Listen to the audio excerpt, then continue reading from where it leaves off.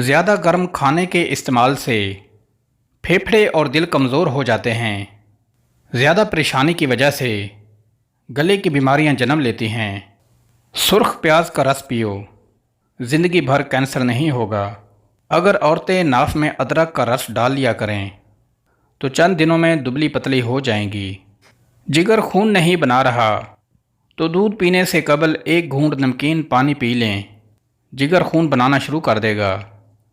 لیکن high blood pressure والے حضرات اس ٹوٹکے کو ہرگز نہ آزمائیں۔ جو انسان دائیں جانب منہ کر کے زیادہ سوتا ہے، زندگی بھر گردے کی پتھری نہیں ہوگی۔ زیادہ لہسن کھاؤ، آپ کا وزن کم ہو جائے گا۔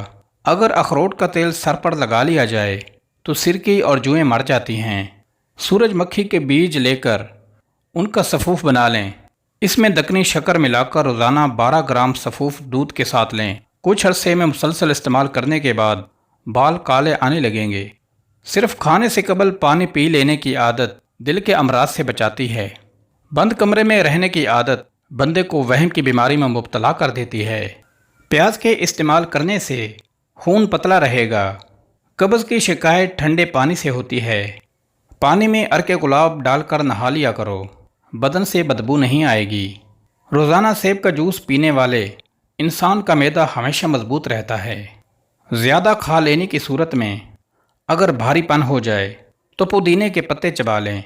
بھنے ہوئے چنے لے کر سورہ فلق اور سورہ ناس 3 بار پڑھ کر دم کر دیں اور یہ استعمال کریں۔ یرقان کا شافعی علاج ہے۔ رات کو آنکھوں پر نیم گرم تیل لگا کر سونے سے نظر تیز ہو جاتی ہے۔ چنے کی دال کو پیس کر چہرے پر لیپ کر لینے سے کبھی دانے نہیں نکلیں گے۔ نہار منہ انگور کھاؤ، معدے کی سوزش ختم ہو جائے گی۔ گرم پانی پیا کرو، گھٹنوں کے درد میں آرام آ جائے گا۔ جامن کھانے سے نیند کم آتی ہے۔ کھیرے کے رس میں لیموں نچوڑ کر چہرے پر لیپ کرنے سے چہرہ چمکنے لگے گا۔ دودھ کی جھاگ منہ پر لگا لینے سے چہرے کی جھریاں غائب ہو جاتی ہیں۔ مونسون کے موسم میں باجرے کی روٹی کھا لیا کرو، ایسا کرنے سے بہت ساری بیماریوں سے بچے رہو گے۔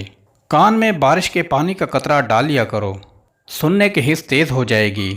چھوٹے بچوں کو ڈبے والا جوس استعمال مت کرایا کریں، اس سے بیماریاں آتی ہیں۔